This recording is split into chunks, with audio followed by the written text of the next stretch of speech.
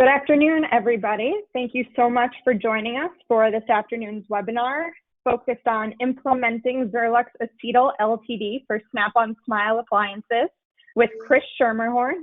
At this point, I'll pass it right over to Kris. Great, thank you.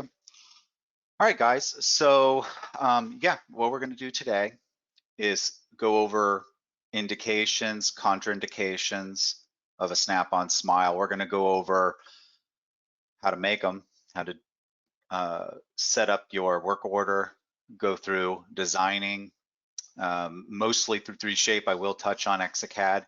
They're somewhat similar, and so the workflows, within each, you'll be able to figure things out. And then also, we've had this released for, I don't know, about 8 months now, and definitely gotten some calls with some people with some issues, which is always helpful, because as of one person doing these in the lab, you do learn some things. But once you get it released out there and you start getting these questions, you kind of go, oh, okay, well, here's some areas where mistakes could be made or confusion could be. So I'm going to try to touch on that and some of the more common issues that we seem to have. And we'll kind of take you all the way through to the end, to where I can kind of give you experience that things that I've experienced that hopefully will allow you guys a little head start and not have to deal with some of those things. So I wanted to start out and kind of give you the story of how I got involved in Snap-on Smile. So back in 2003, a gentleman, a dentist in New York City, had made an appliance that he would later call Snap-on Smile for one of his dental assistants. She was getting married. She had small clinical teeth and kind of needed more of a smile. She didn't have horrible teeth, but she had some gaps and spaces and some small clinical teeth and a little discoloring. And he had made this with a local lab that he normally worked with an acetal resin. It was injected back then, and we didn't have a millable version. And everything went great. And that is really the kind of an ideal case. Small teeth, kind of a lot of the need more teeth, so the thickness is actually an advantage. And there wasn't a lot of undercut to the patient's natural dentition, which made everything, smooth and easy with that one. Well, he then went and decided, hey, this is kind of cool, let me do some more. And he got into some cases where there was some more natural undercuts and path of insertion issues, more volume of material, and we'll talk about that a little bit later and why, but that causes problems. And then he called Meyerson. And with Meyerson, I was taking technical calls, issues. And this was a call that I received, and hey, I'm doing these and I'm having issues. And I was like, wow, this is something interesting and new. To be honest, I thought it was goofy and weird. Like, who would want to put these goofy teeth in? And then as I started getting involved in helping to design a workflow analog, right? This is back when we waxed everything and designed everything. Whenever we went back there, I started realizing, man, for a certain percentage of our population, this can be a really nice aesthetic option. And I'll talk about how for also a decent percentage of our population, it isn't an aesthetic option. But more than that, it's a tool that really no other appliance or material can satisfy in our industry. And so I'm definitely going to talk about how it can be an aesthetic option, but I'm more excited, definitely going to talk about how it can be a tool, almost as a stepping stone to get us to different places for different appliances, or even a permanent type situation for appliance. But we'll kind of talk about that towards the end. So I started working with it, developing some spruing techniques to be able to manage the shrinkage and warpage of the material, and just a couple of things. And luckily now we have it millable.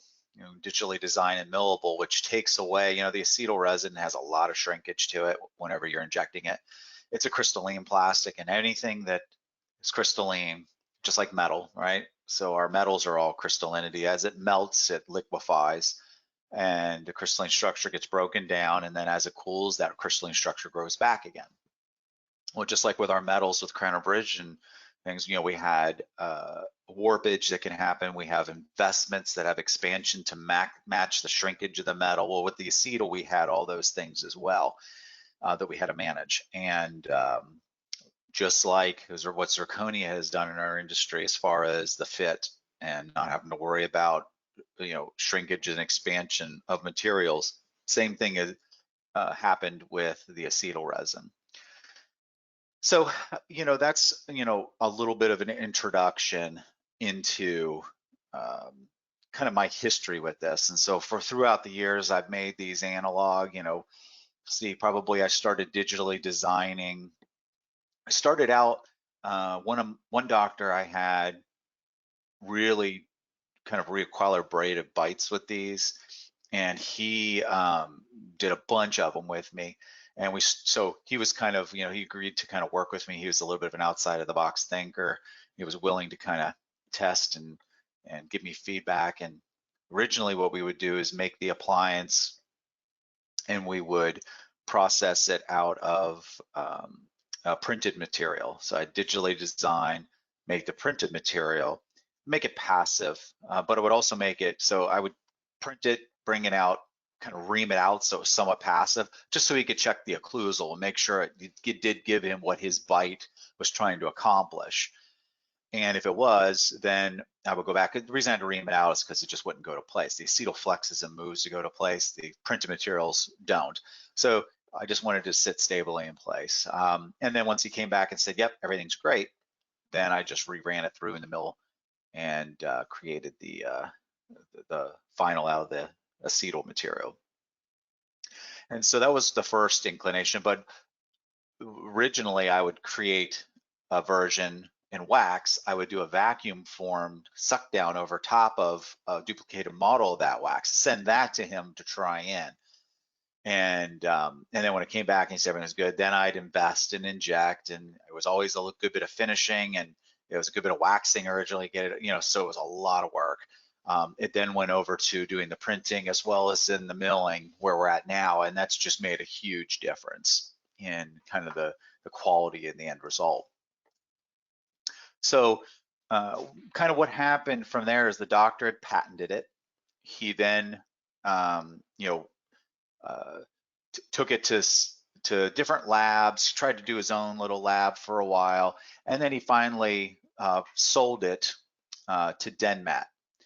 Denmat produced these for many years, and then here recently they decided to really release this through Meyerson to all of the dental labs that will become certified.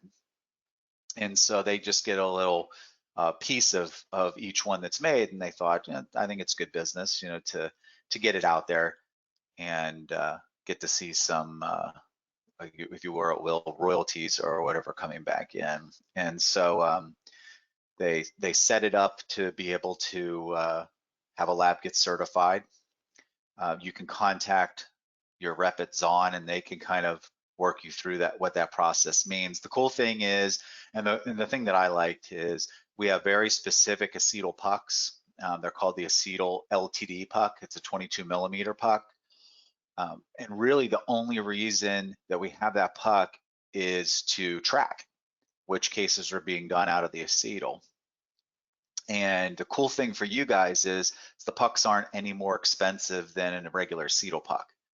So don't think, oh, just because it has this name, I'm going to be spending way more for the puck. It's not the case.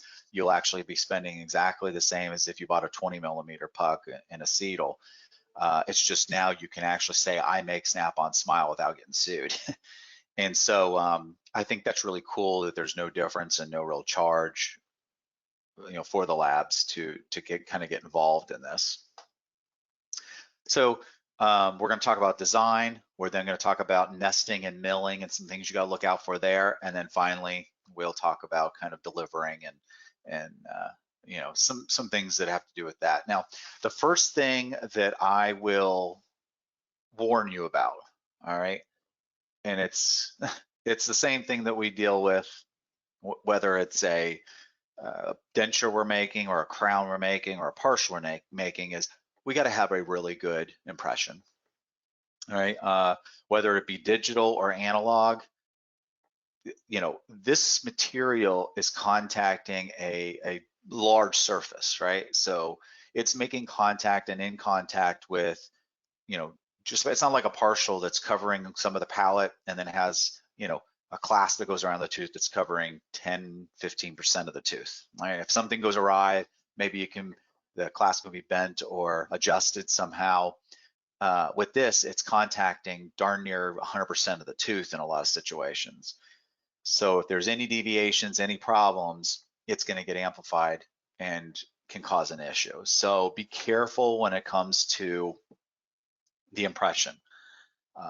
Not only just the general total impression as far as the case not fitting, having a bounce or a warp to it, but right at the necks of the teeth, one of the issues I've seen is doctors will treat the impression taking kind of like doing a night guard. And the most crucial area is right at the neck of the tooth, right where the tooth comes down and the gingiva starts. As that material comes down, sometimes that area will get washed out. And if the appliance is then made to fit down into that area, it's been washed out, so now there's a gap there. Food will get caught. A lot of times I'll see or hear, patients smile, and then when they relax, their lip kind of gets caught on that edge of material. So I found to really get acceptance from the patient to having that a nice, tight, adapted fit, definitely on the facial and the anterior is really crucial. So really be careful of those impressions. When it comes to digital, the only thing I can recommend is making sure that the doctor has somewhat of a modern scanner, because you're doing a full arch. And as you go around that arch and stitch all those scans essentially together to build that full picture, some of the older systems can go awry and you get a warp. Not really stitching everything. Everything looks great, but when you make your appliance, it won't quite fit. The more modern scanners seem to do a flawless job of that. Some of the older ones were a little skeptical on how well they could do. So just be careful of that as well. You don't have to deal with remaking these, or I'll teach you or tell you towards the end how you can make adjustments if there is a little bounce or a warp, how you can kind of adjust the material for that. All right, so let's get into actually making one of these things. It's really not that tricky. It's probably, this could be 3 shape here, not too different than what you would do for a crown as far as making your work order. Each tooth that's going to be involved, you want to click here, is tabletop option, right? So this used to be called, years ago, used to be called the Snap-On. And because Snap-on was a trademark, they got told to not use that name anymore, so they changed to Tabletop. And it's an actual workflow that's set up for the Snap-on Smile. There's some other ways you can go about it through this software, as well as when I talk about Exocad, how you can go about it through Exocad. But the Tabletop works good, and I like it, and it seems to work just fine. So choose each tooth, Tabletop. If there's a missing tooth, then just choose anatomic pontic in that spot, and then you want to splint them all together. If you have an opposing, I'm not going to have an opposing on this, but if you have an opposing, you then mark it for opposing. All right, so nothing really crazy there. So when you get into designing one of these, don't use a little bit and maybe have somebody in your lab with a little dental experience, more than, kind of one of the guys that really knows how the analog side went. Because at this point, you want to kind of look at your case and see what that path of insertion is going to be. This is going to draw together, right? So we want that path of insertion is going to be more of an issue to getting one of these to fit than the individual undercut of the teeth a lot of times. So path of insertion becomes an issue. So what I always tell people is angle your case so that the path of insertion is as ideal as possible for the anteriors. Sacrifice some path of insertion with the posteriors. In other words, make them a little worse so they have a worse path of insertion, less ideal.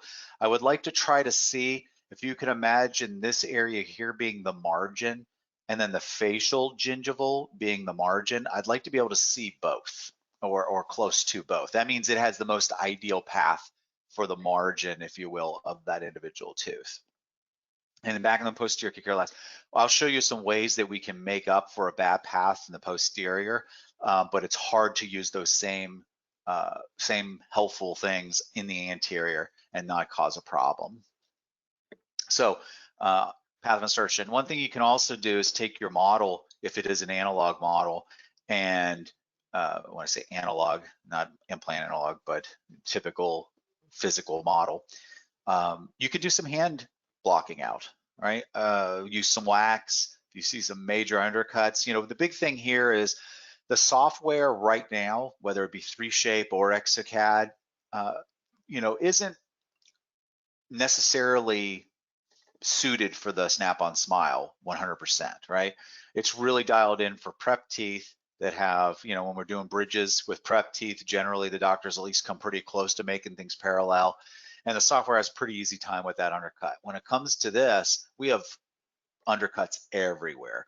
And sometimes software can have a hard time with that, dealing with that, and can really make some, you know, problems. So if you can help the software in any way, it's ideal. And you can help it with doing some wax block out and when you see some major issues. And you could do it in a colored wax. And if you have a texture scanner, it could show that so that you can know where the block out is and where it's not. All right. So once you get past all that, you're going to then choose each individual tooth as it asks you for the tooth number. You're going to click, and of course that just tells the software a baseline of where each tooth is and where you're expecting it to be.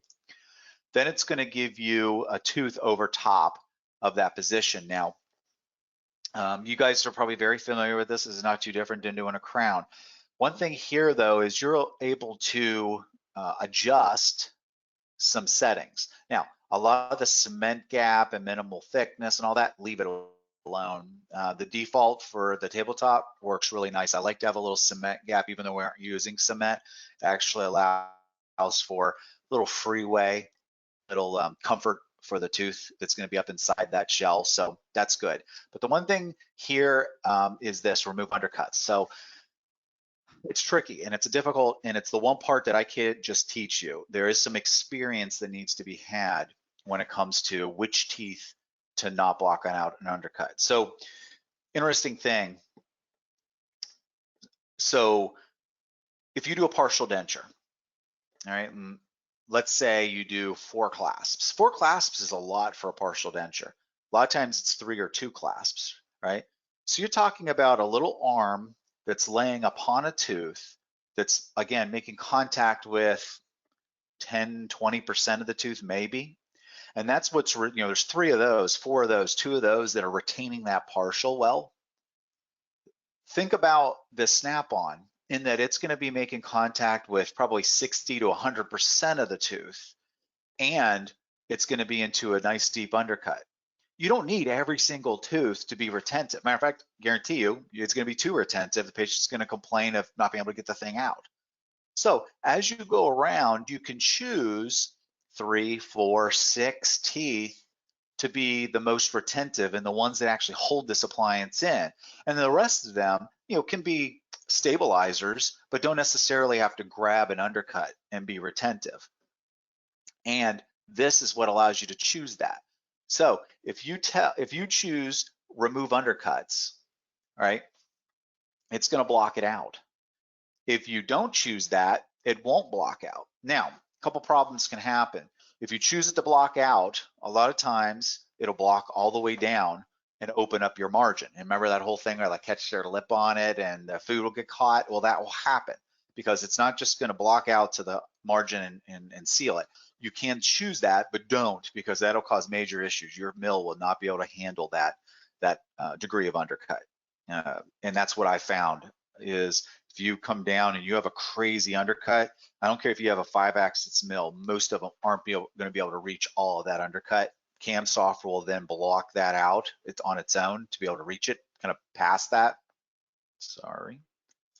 And now you'll have a case that just don't want to go to place because the mill just didn't get rid of that material on the inside. So you can't save the margin, block out, and then save the margin. You got to go straight down. If you don't, if you have a case with mild undercut and you say don't block out the margin, it'll go in. Now you might have to do some adjustment when it comes out of the mill to adjust it into place, but at least you'll have that control. At least you'll have that control of being able to adjust the retention, and you won't have a case that you're gonna be grinding on for, an hour to get to go down. So you gotta be selective, choose a few teeth, like I said, maybe 3, 4, 5, 6, depending on the undercuts that you see and how they're distributed about, to be able to do that. And with those anterior teeth, originally we chose for those to be most ideal path of insertion. And in choosing the most ideal path of insertion, hopefully, if we tell it to block those teeth out, we won't open up much of the margin, if any at all. That's what I'm hoping for. So it would be mostly sealed at that margin on the anterior where it really counts aesthetically with the lip catching and everything. But yeah, we could still make it passive, because I have found if you make those anterior teeth too retentive, you're going to have a patient with achy teeth and a complaint, and they're going to want to wear it. They'll send it back to you for a credit or adjustment. Or the doctor will take a handpiece to it, and you know what happens there is they ream the heck out of the thing and open it way up. So again, to reiterate, choose to either remove undercuts or not. On selective teeth, mostly the posterior, make those the most retentive with no undercut blocked out, and go from there. As it creates these shells to place over, your first inclination is to make these teeth as small as possible, so they just sit over top of the tooth. And when you do that, a lot of the underlying tooth will kind of protrude through. You'd be like, that's no big deal. It'll protrude through and it will kind of smooth that out or whatever. I've found that winds up kind of making these kind of cauliflowery blobs in those areas where it kind of fills in the part of the underlying tooth that's poking through.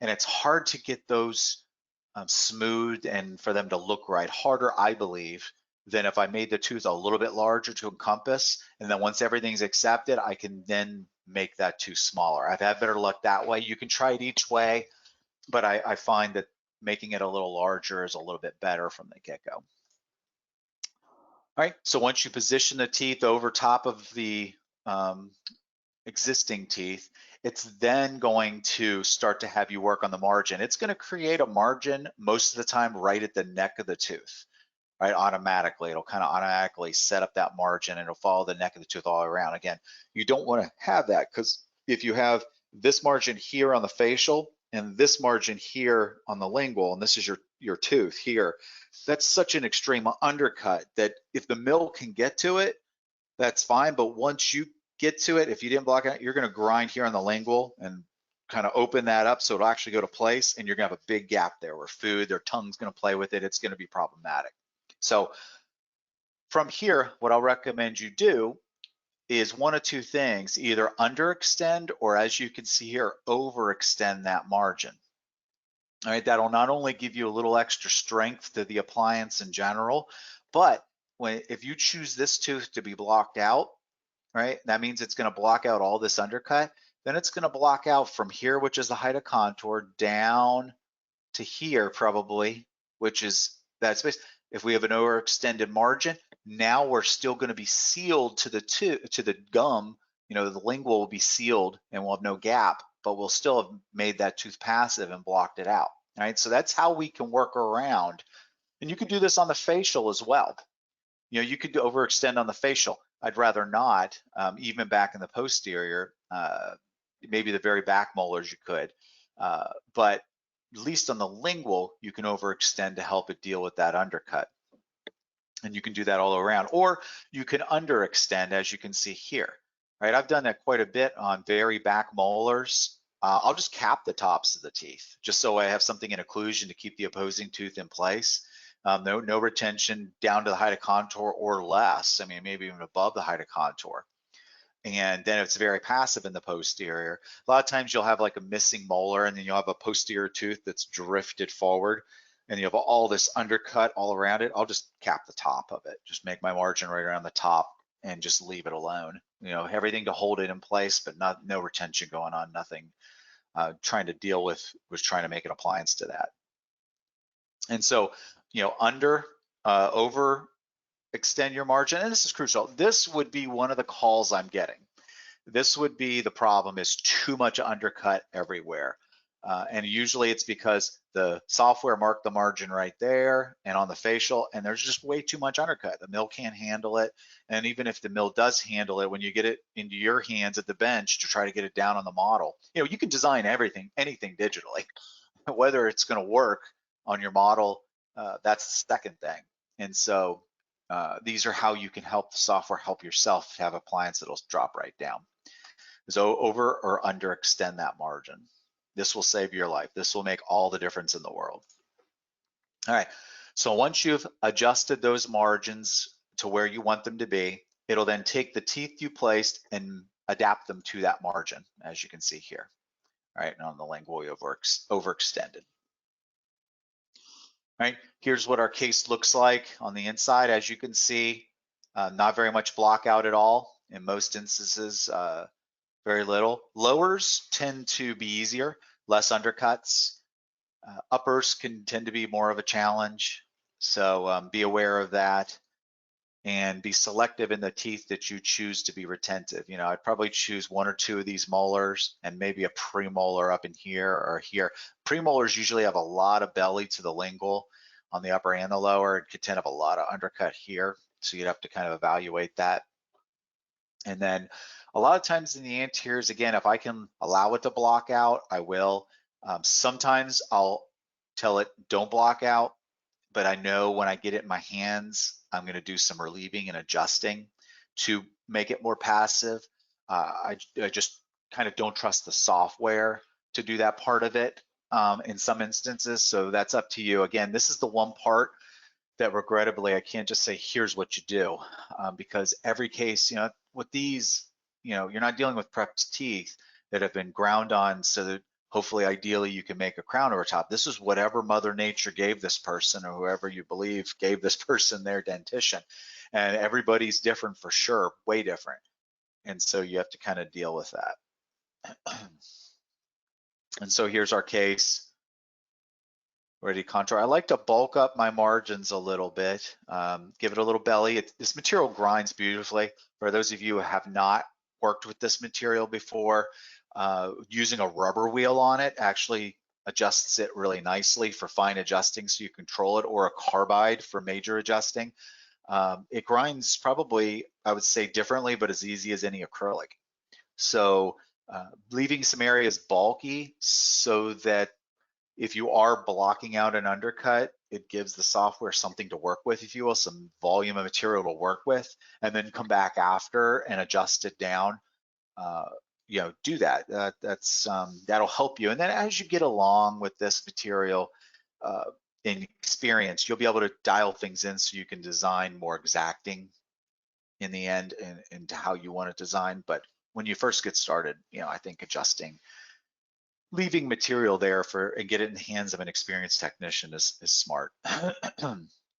These materials come in A1, A2, A3, 5. We have an A3 in the development. It should be soon. We got a B1. We got a G2, which is a bleaching shade. And then we're also in development of a C shade.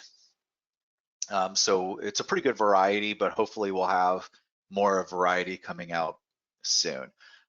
Also keep in mind, you know, we're here talking about the Snap-On Smile, but we do also offer this material in how it actually got started, is to be able to do clasps and partials and long-term fixed temporaries. You know, this material doesn't absorb any moisture.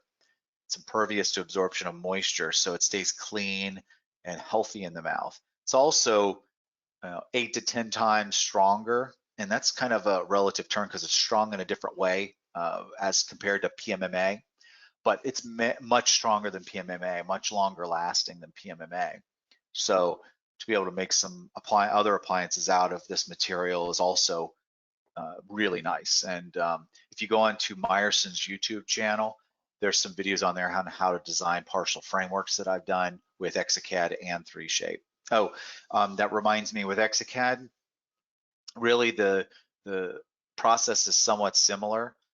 Mark each tooth as an anatomic crown. You have to manually mark the margins, which is a little annoying and time consuming, but not too bad. And then again, once you've marked all your margins, you can click on each individual tooth after going to the wizard mode, which is a mode that allows you to adapt some things, some settings. And as you click on each one, you can then go in and choose whether to adjust the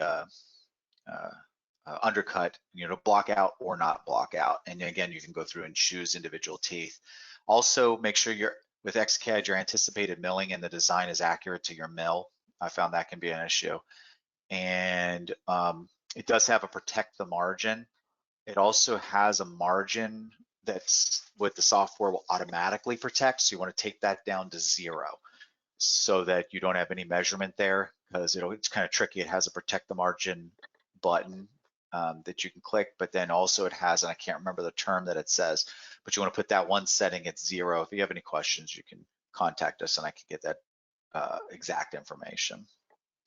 All right, so that is design, introduction to design. I wanted to check in and see if there's any questions before we transfer and start talking about nesting and kind of milling this material. Yeah, Kris, a couple questions have come in. Okay. First one being, can you add thickness to the marginal areas and adjust later? Yes, that's exactly right. So yes, you can add some thickness. As I said, adding the thickness not only allows you to just adjust it later, but it also gives the software a little bit more to work with. So you can do that in your settings. When you go back and you had that listing of die spacer and all the different things, you can adjust that and definitely bulk up the margins for sure, yes. And then we have another question here from Cedric. Do we have a tabletop option in Exocad? No, and that question might have come in before I talked about that, but in Exocad, and other people will do like the temporary shell option. You can do a virtual gingival option that some people do. The one thing I found with those is it doesn't quite give you the control that you get if you just mark each tooth as an anatomic crown, and you have that ability to go into each tooth and adjust your undercut settings. So again, once you mark all your margins, you then go into Wizard, you'll click on that individual tooth that you've already marked, and then you'll, it says adjust bottoms, I think it says. And when you go onto that, it's gonna have your die spacer and all that stuff, and on there you'll have that same similar button that you had in 3Shape, to where you can say block out undercut or don't block out undercut. And then again, in that same area, it'll have the margin distance, right? So it'll have, where you can have 1/10 of a percentage of the margin that isn't blocked out with the die spacer. You want to set that at 0, as well as make sure you aren't protecting the margin, and you'll be good to go. Great, thank you. This one had come in. What is the difference between Acetal and Acetal LTD? Yeah, so there really is no difference. Like I said, the only reason they created this specific name LTD is really to track the usage of the material. And the cool thing is that it costs no difference. There's no difference in cost between a 20mm and a 22mm LTD. So Meyerson's kind of eating, if you will, the money they have to pay to Denmat for the rights to the name for you guys. So really, all you have to do is be a registered lab, and then order the LTD to be able to do an appliance, and it costs you no different than if you just use regular acetal. So it helps keep this thing going. So definitely please use those LTD pucks if you're doing an appliance. And 2 more. Okay. Is there a tabletop function in dental wings? I do not know. I'm not familiar with that software. Just like with Exocad though, I'm sure you could do a workaround where you would choose an analog crown, basically choose that unprepped tooth as a prepped tooth, and then manually mark the margin where you need it to be. And it will create a tooth over top of that. And then it'll have to work out dealing with the undercuts. So I'm sure that workaround will work with most softwares. You'll have to try it and see, but I do not have personal experience with that software. Okay, and last question for now from Carl. How far can you span for missing teeth? So I did a Snap-on once that the patient only had 2 canines. The patient had their 2 canines left, and we did a Snap-on tooth, if you will, coping over top of those. And then I created a flange to it going back with acrylic. I'll show you a little bit of an example of that with a case towards the end here. And it was really a partial, instead of a clasp on the 2 canines, it was the coping. So that was, you know, all 4 anteriors and then all the posteriors, and it worked great. I made those a little more passive up top and a little bit, you know, the retention down at the neck, so that it was fairly passive up here, so it could have that little function, and it was just retentive down at the neck, so it wasn't going to torque the heck out of that tooth. But other than that, it was the same. So yeah, strength-wise, this material, no problem to do huge spans. It's going to have flex and movement, which will help to be kind to the dentition. You're going to deal with a lot of the things you would deal with a flexible partial, in that, you know, you have a little more pressure on the saddles. So if a patient has sensitivity issues or limited saddles, it may be an issue. But if they have pretty solid saddles, you can actually do a flange, and I'll show you, talk about how to do that in a little bit, and it'll work out fine. If we just have another minute to address the last couple questions that came in. Yeah, no problem. Is this possible with in-lab software? It seems possible, but who could give tips on this? You know, I don't know. I would definitely call your reseller or whoever you purchased it from. You know, it's their responsibility to know the answer to that question. And I'm sure they got some labs out there doing this, you know, because it's becoming a popular thing. So I would definitely talk to your reseller, whoever you purchased it from, and hopefully they can find you somebody that has a workaround or an actual workflow for that. Great. And then somebody else had asked, where can I certify my lab? Oh, I'm sorry, you broke up a little bit there. Where can I certify my lab to Snap-on Smile? Yeah, so contact your Zahn rep. Zahn is helping Meyerson through this process. So if you contact your local Zahn rep, they will be able to get you set up to go through that process. If you're having issues with that, or you don't have a Zahn rep, or you don't know, you can call Meyerson directly. If you go onto meyersontooth.com, that's the website. Right now, of course, just like everybody, there's a bit of a skeleton crew there, but there's a lady named Jenny who is kind of leading us through and helping Meyerson. That's kind of her baby, and she'll be able to help you. So if you leave a message, I'm sure that she'll get back to you, if not sooner, but hopefully once this whole pandemic is over and we're back to business, she'll be able to help you out with that. Perfect. All right, thanks, Kris. Yep, no problem. All right, great. So let's get into kind of nesting, and some of the things are pretty simple, right? If you wanted to go today and you had an acetal puck and you wanted to mill acetal, no big deal. Choose PMMA strategies and PMMA tooling. That'll get it done. It'll get it done a little slow, but there's no issue with that. The material will grind beautifully with that tooling and strategies. So, as a matter of fact, my VHF mill, I use a VHF mill, and I have a lava mill that I adapted to be able to do 98 pucks. But with my VHF mill and the strategies, I have a 2.5 millimeter single flute tool, as well as a 2 millimeter dual flute tool, and then a 1 and then a 0.6. And it'll mill out something like you see here in probably about 2 hours, something like that, 1 hour and 40 minutes, 2 hours, something like that. So it's fairly quick, you know, out of the gate.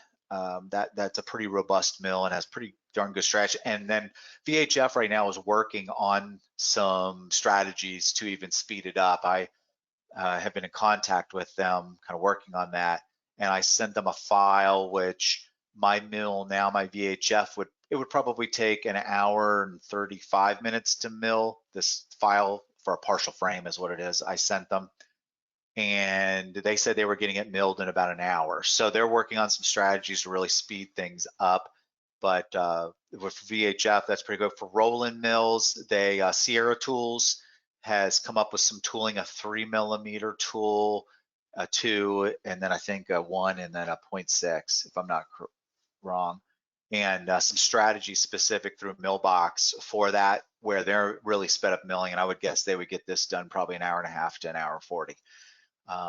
So if you have a rolling mill and you're interested in doing acetal and you know you want to invest in it, give Sierra Tools a call. There's a guy over named Greg who's super knowledgeable, and he can get those tools loaded for you as well as the strategies, as long as you have 2019 and newer version of the mill box, and you'll be able to get things milled quicker if you're looking for it. But the big thing that I want to, another problem that I've ran into is support pins. You want to make sure these support pins are, 2mm or a 2 tapering down to 1.5 millimeters, fine. But you want to make sure that you put a lot of them, right? This is not enough. All right, this is an example of where you might get movement of this appliance in that mill, in that puck. And this is a flexible, somewhat flexible material, but you don't want it flexing while it's in here. So I put another one here, probably one here. I'd put one about every other tooth at least as you go around. You want to be careful. This outer edge can really move these close and it could be pretty thin. And if this has movement, this will have movement and that can be a problem. So I would definitely sneak this guy in a little bit. I know we would like to try to fit 2 in here if we can almost all the time. And you should be able to, even if you do move this in and get a little bit more thickness on that outer edge. And that's really it as far as nesting and milling is concerned. There's really no trick to it. Just a lot of support pins, make sure it's really solid. And then if you're, wanting to mill today, PMMA tooling, PMMA strategies, you'll be fine. If you then want to put this in production and speed things up, contact your CAM software reseller and discuss with them some of their options. Like I said, Millbox has done a lot of work to speed up milling strategies. VHF is working on it, but they're already pretty fast right out of the gate. So and nothing tricky there, just a lot of support pins, really keep that thing solid in the puck. All right, so let's talk about repairing it. All right, in our industry, nothing is perfect and there's always a reason to repair. This is an analog. This is back in the day when I was injecting, and there's a Pontic here, Pontic here, Pontic here, and Pontic here. The one question we had about span, this is fine. All right, this is 4 teeth span. This is an abutment tooth. Right, back when we injected, just like with chrome or PFMs back in the day, or a lot of the bridges, unless you got it sprued just right and different things, you'd have a little warp there and you have to cut solder, and that's kind of what's going on here. Had a warp because of the volume of material. Cut it, I fill that with wax, do a putty matrix. There's a piece of equipment called the hot shot gun. This is a handheld injector, kind of looks like a big glue gun. And that's what I'm going to use in this instance. If you want to see more videos on the hot shot, go to Meyerson Tooth website, the YouTube channel, and there's some videos on how to repair with that gun. It shows Duraflex, I think, and VisiClear. The acetal resin is the same process, so follow the same rules. But putty matrix, gap here, inject with the gun molten plastic into that joint, and you'll see this more specifically in those videos. And then I'll smush that putty down into place, pushing that material into the old material. The flash will be there, but you'll trim and shape that away. And then there's our joint here. Now, this is what I was talking about here. This is acrylic. Now, I want to be clear. Acrylic does not chemically bond to acetal. Acetal resin is very resistant to staining. It also is very resistant to anything else sticking to it, which is nice for staining, but problematic in other instances. So this is locked on mechanically. I basically ground these Pontics or designed them so that they were off the ridge, had a little gap there. And then I just made mechanical retention up inside those Pontics and then processed the acrylic to there. So that's a way that you could do a little bit of a flange if you're worried that a reline needed done, or you just wanted more of a footprint. So if there was pressure, it would be spread out over a bigger space. So it would hopefully be more comfortable for the patient. And you can see there's no line, it's a 100% melt between the materials. So, and this goes for Acetal, Duraflex, and VisitClear. All of them can be repaired very similar way with that hot shot gun. So if you're interested in learning more about that, definitely go to that Meyerson YouTube channel and you'll be able to see a lot of those videos and kind of explains that further. We do have a polish. You can pumice this to get the scratches out. Be careful, I like to use a brush when I pumice, not the brag wheel, because it'll take a lot of your anatomy away. And then hit it with the high shine, the acetal high shine. You can use denture high shine and it will shine it, but I've found that the acetal block brings it up to just more of a mirror shine, a nice glossy shine compared to just a regular denture polish. And use a good high rate of speed and a decent amount of pressure. The pressure seems to be really good, and really just kind of work it into that rag wheel in that one individual spot, and then move down, load it up a little bit, and then move down, just work your way around that appliance. All right, so we got about 5 minutes left. I wanted to, we'll have a little time at the end to answer some questions, but this case here is kind of what I was talking about as far as, aesthetically, what I say is, if you use a rating of 1 to 10, 10 being the most beautiful smile you can imagine, and 1 being the ugliest smile you can imagine, I think patients, if a patient is a 6 or a 5 or a 6 and you get them to a 7, well, they're going to be that happy. That's not a huge difference with this appliance. They're going to be probably upset and disappointed. Now, if a patient is a 1, 2, 3, 4, and we get them to a 6 or 7, now you have a patient that's going to be crying in the chair because of the difference in the aesthetic look. So keep that in mind. That's very important, that this is an aesthetic appliance, but it is plastic.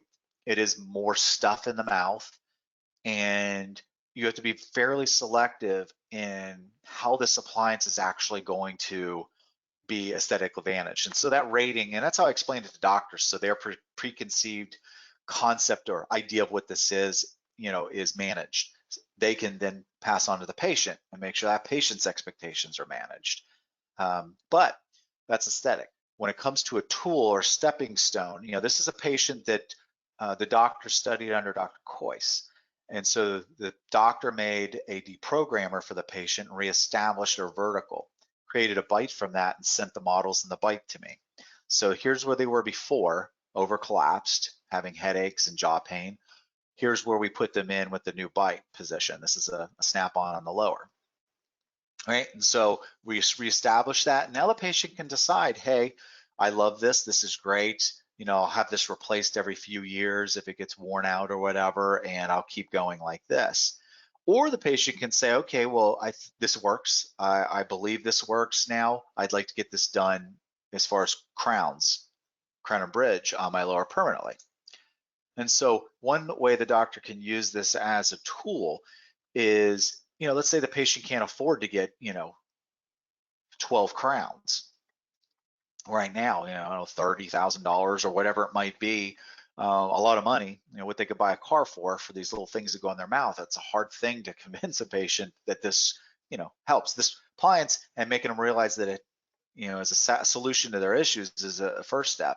But what the doctor can actually do is create his own payment plan. And what I mean by that is he could section it right here. Take this piece out, prep, prep, prep.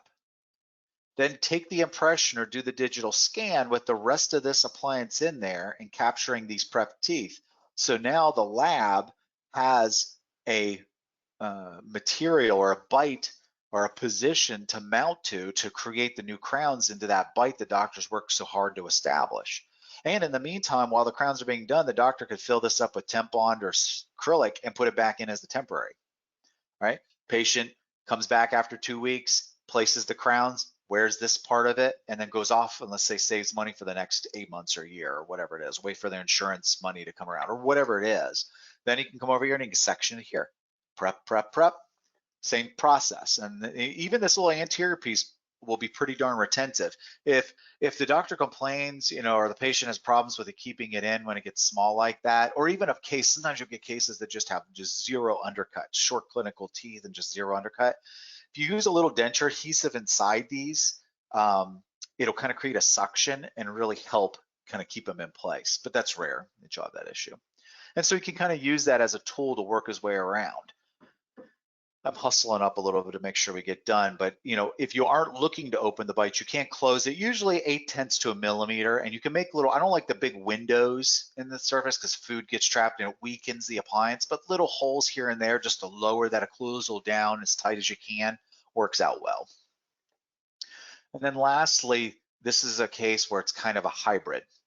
All right, the patient has these 3 anterior teeth existing. These are actually healthy. They don't look healthy, but they are healthy, and the doctor didn't want to extract them. The patient couldn't afford crowns or implants or anything. 2 crowns back here, somewhat recently done.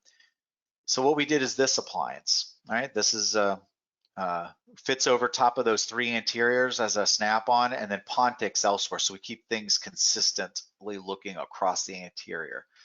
These crowns are the only ones in occlusion. She actually had to slide protrusive to make lingual contact. If she did make centric contact up in those anteriors, we could have made a window here so she bit through, but we didn't have to worry about that. Some resting on these crowns, clasping, as well as some retention we get from those teeth. Doctor figured that there may need to be a reline in the future, so he wanted to have acrylic finish line. We'll process pink acrylic and denture teeth. Here it is at try-in, and here it is finished in the mouth. Right, so not a bad differentiation. What do you give the patient? Give them what bleaching would give them, what crowns would give them, to a certain extent. It's still plastic, but to a certain extent.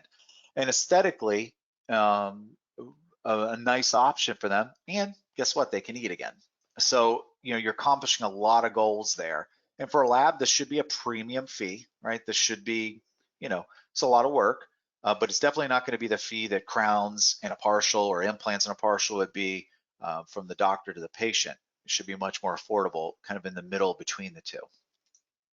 So to kind of close, the ideal cases, the ones you should consider to do a snap-on for would be slightly discolored teeth. Of course, you can make them lighter and brighter.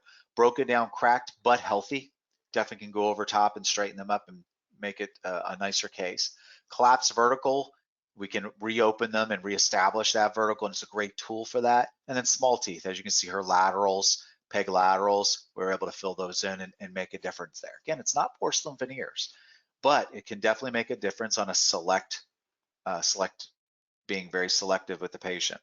Challenging, patient's expectations for aesthetics. You just got to manage that, make sure they understand what this is.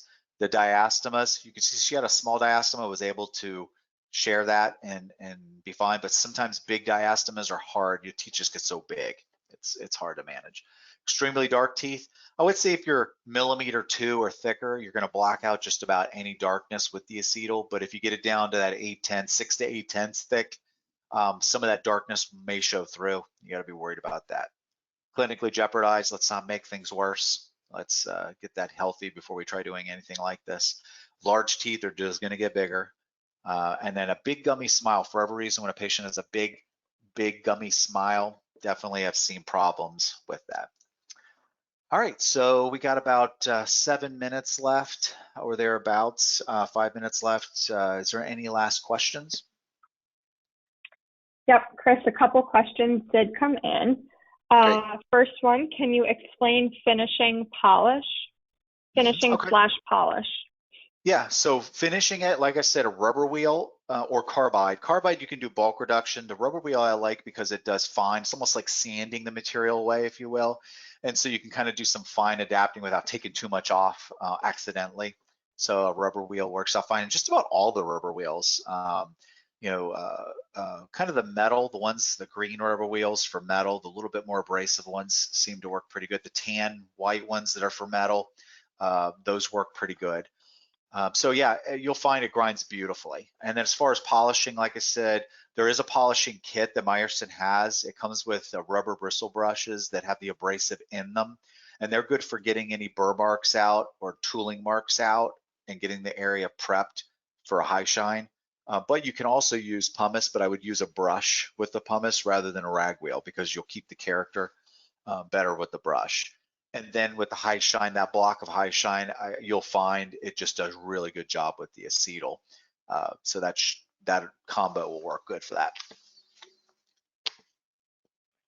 Awesome. Next one here, are there registration forms when LTD discs are sold? How does the lab know to register the appliance?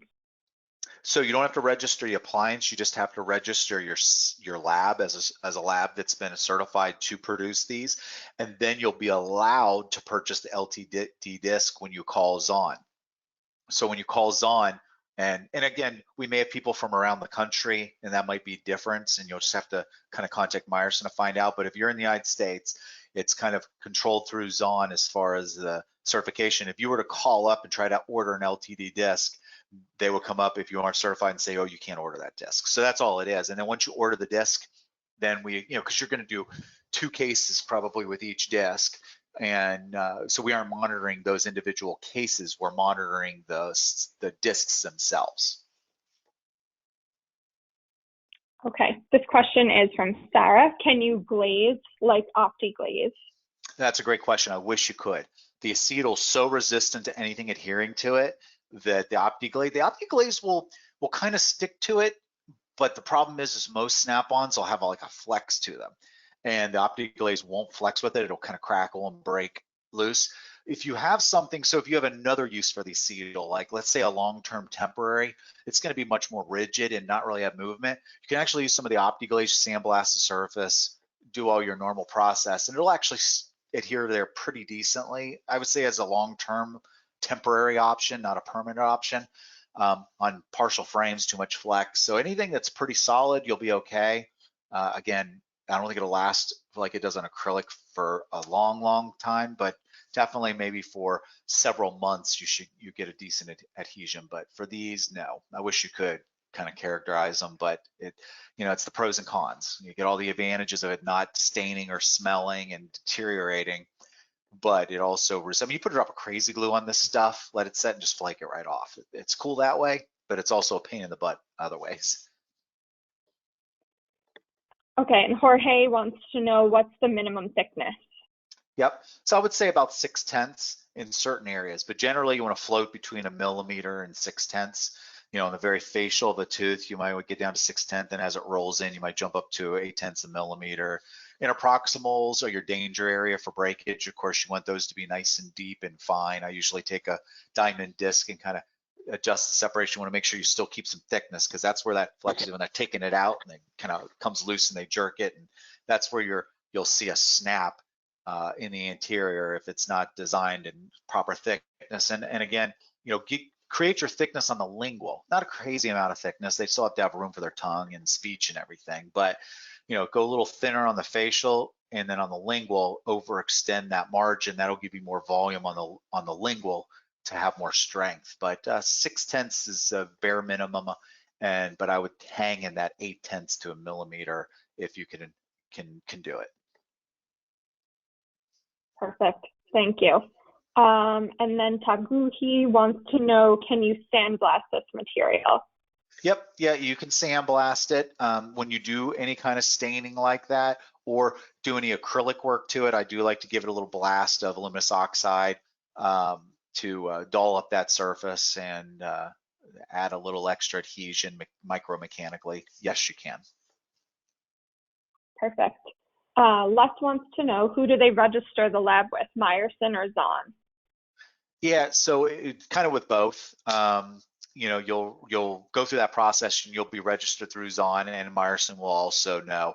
Meyerson doesn't sell direct, so all the purchasing will go through Zon. So technically Zon, I guess, but both Meyerson. Again, you can contact Meyerson and they can facilitate that process through Zon, or you can contact Zon. Either way, you should be able to get taken care of and get set up. Thank you. Question from Tony, who can mill it if we do not have a suitable milling machine? Yeah, so, again, I would, contact Zon. I'm sure they can find someone in your area that has experience with it. If that'd probably be your best route, is to find out what labs are certified in your area, or what labs, there's some milling centers that are doing them. But I know you're going to want to have confidence that they have experience. As you know, not all milling centers are not all labs are created equal, and they can say I do them, but you're going to want to have somebody with experience. So I would do a little legwork on your own, maybe get some options from Zon of labs that are certified, and then interview those labs and find out which one you believe has a proper experience. And I think you could kind of dial it in that way. And there'll be a lot of labs out there. I mean, again, I'm talking about milling times of 1.5 to 2 hours in most mills. A lot of guys don't have that kind of time left in their mill. They're busy milling crowns. And so finding a partner to help you with that is something that is important. And it's an interesting question, because we should probably have a database, and there may be where we can kind of partner labs together to help, whether it be design, milling, or both. So it's kind of a non-answer to your question, but if you contact Zon, contact Meyerson, I'm sure we can get you hooked up with somebody. Last couple of questions here. I know we are just about at the end of the presentation, but if a lab chooses not to 510K, can a lab still fill prescriptions for accounts that prescribe this work? Yeah, so there's no reason why you'd have to be FDA approved to do a dental appliance in America. For this appliance, it's I mean, there's a lot of debate on all that. Some people say you have to be FDA approved to do a denture. Some people say it's just for a sleep apnea appliance because it's a medical device and goes through medical insurance. But as far as right now, as far as I'm concerned, no, there's no reason that you would need to be FDA approved to make this appliance. And we've had a couple questions come in about pricing. Can you give a ballpark idea on how the pricing works for this? Yeah, so I would kind of compare, I always, when people ask pricing, we're different all over the United States and probably definitely different in different countries. But, I would say compare it to doing temporaries, right? So if you're charging, $25 per temporary, or 30 or 40 or whatever it is, this is a 4-roundhouse. So times 12 times 10 times 14, or however many you're doing. But generally that's going to put you, I would say the lowest that I've seen them is generally maybe $300 to $350. I'm sure they're lower, but that's probably the lowest I've seen. And then I've seen them as high as $500 to $575. So you can take that information. It's fairly broad, but as you know, our industry is kind of like that to a certain extent. But that's a general. Hopefully, that gives you an idea of where you might want to price them. And believe me, they're work. Right? You can have a patient, it's just like anything. You have a patient that accepts it and loves it, and you have another patient that wants to send it back for a little adjustments here or there. Or you might get every once in a while you get a patient just refuses it because the doctor didn't do a good job of making the patient realize what it was or what they're getting, and you're going to eat that, or however you're going to go about it, and you need to put that into your pricing in a sense, taking on that responsibility. So hopefully that helps. Definitely. And we'll close with this last question. Can a clinician be certified to buy this? I'm sure they can. There's no reason why, if a clinician has either a laboratory on the premises or the doctor does the work, digital work themselves, there should be no reason why they can't become certified. I can't attest to that, but I just can't think of there's reason why they wouldn't be able to. Great. Okay, well, that closes out all the questions. Thanks so much, Kris. Yeah, no problem. You guys have a good day, and hopefully we'll pull through this whole mess in not too distant future. Have a good day. Yes, agreed. And just a reminder to all attendees, this webinar will be posted on demand on Zon Dental's YouTube channel as well as on our website. So make sure to subscribe to our YouTube channel, and you can reference all the great content from Kris at any time. Great. Yep. And if you guys have any questions, don't hesitate to give us a call, and I'm sure they can get you in contact with me and I can answer those. Thanks, everyone. Have a great day. Thanks.